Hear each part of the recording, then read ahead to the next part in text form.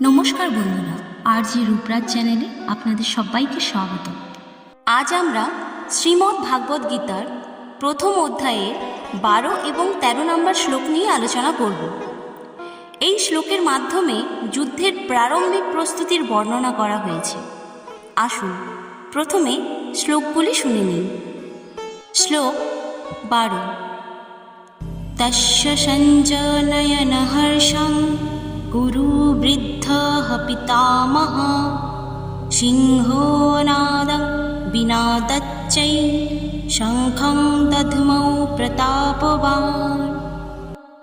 অর্থাৎ তখন বৃদ্ধ পিতামহ ভীষ্ম কৌরবদের উৎসাহিত করতে সিংহের গর্জনের মতো উচ্চস্বরে তার শঙ্খধ্বনি করলেন। তাৎপর্য: এই শ্লোকে উল্লেখ করা হয়েছে যুদ্ধ শুরুর আগে ভীষ্ম পিতামহ শঙ্খধ্বনি করেন। ভীষ্ম ছিলেন কৌরবদের সেনাপতি এবং তার এই শঙ্খধ্বনি কৌরবদের সেনাকে উজ্জীবিত করার জন্য ছিল।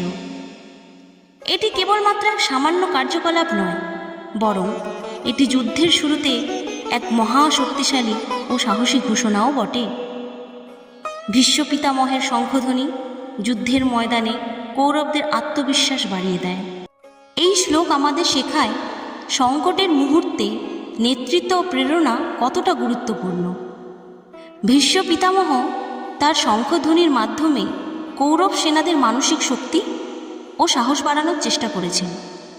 ঠিক তেমনি জীবনের কঠিন সময়ে আমাদের উচিত নিজেদের মধ্যে আস্থা রাখা এবং অন্যদেরও সাহস যোগানো। শ্লোক 13। ততঃ সংখ্যাশ্চ ভীর্যশ্চ পনবানাকগোমুখঃ শশৈবাভ্য হন্যন্ত সশব্দস্তু মূলঃভবৎ। অর্থাৎ যুদ্ধ ভয়ঙ্কর হয়, আর এই যুদ্ধ ইতিহাসের সবচেয়ে ভয়ঙ্কর যুদ্ধের আরম্ভ ছিল। পিতামহ ভীষ্মের শঙ্খের পর ভেরি, পনব, আনক, ঢাক ও গোমুখ সিংহাসমূহ বাজনার একত্রে তুমুল ধ্বনি বেজে উঠল। এই বাজনার শব্দ সঙ্গীতময় ছিল না, খুবই ভয়ঙ্কর ছিল। এইসব বাদ্যযন্ত্রের শব্দে কুরুক্ষেত্র কম্পিত হয়ে ওঠে। তাৎপর্য: এই শ্লোকে মহাভারতের যুদ্ধের সূচনার আগে উভয় পক্ষের সৈন্যদের মধ্যে যুদ্ধের উদ্দীপনা দেখা যায়। যুদ্ধের পূর্বে সবাই তাদের শঙ্খ এবং বিভিন্ন বাদ্যযন্ত্র বাজাতে শুরু করে। এইসব বাদ্যযন্ত্রের শব্দে কুরুক্ষেত্র কম্পিত হয়ে ওঠে। এখানে যুদ্ধের প্রস্তুতি এবং আভাস দেওয়া হয়েছে। শঙ্খধ্বনি শুধু যুদ্ধের প্রস্তুতির প্রতীকই নয়, এটি একরকম মানসিক প্রস্তুতির সূচনাও করে। শঙ্খধ্বনি যোদ্ধাদের মনোবলকে বাড়িয়ে তোলে এবং তাদের অন্তরে যুদ্ধের প্রতি উদ্দীপনা সৃষ্টি করে। এই ধ্বনি যুদ্ধের ক্রমাগত উত্তেজনাকে প্রকাশ করে এবং উভয় পক্ষই নিজেদের শ্রেষ্ঠত্ব প্রমাণ করার জন্য প্রস্তুতি নিচ্ছে। এই ধরনের বাদ্যযন্ত্রের শব্দ যুদ্ধের মঞ্চ তৈরি করে এবং যুদ্ধের আবেগকেও জাগ্রত করে। চলুন এই শ্লোক থেকে প্রাপ্ত শিক্ষাগুলি নিয়ে আমরা আলোচনা করে নিই।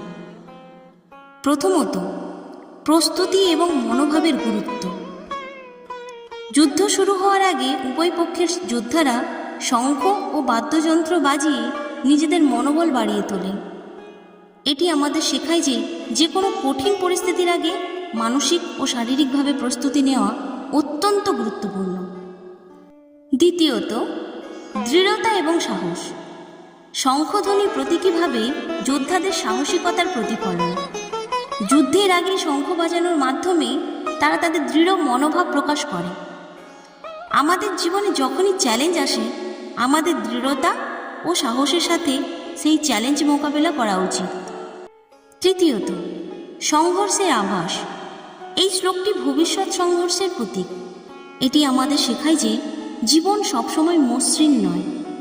বিভিন্ন সময়ে আমরা কঠিন পরিস্থিতির মুখোমুখি হব।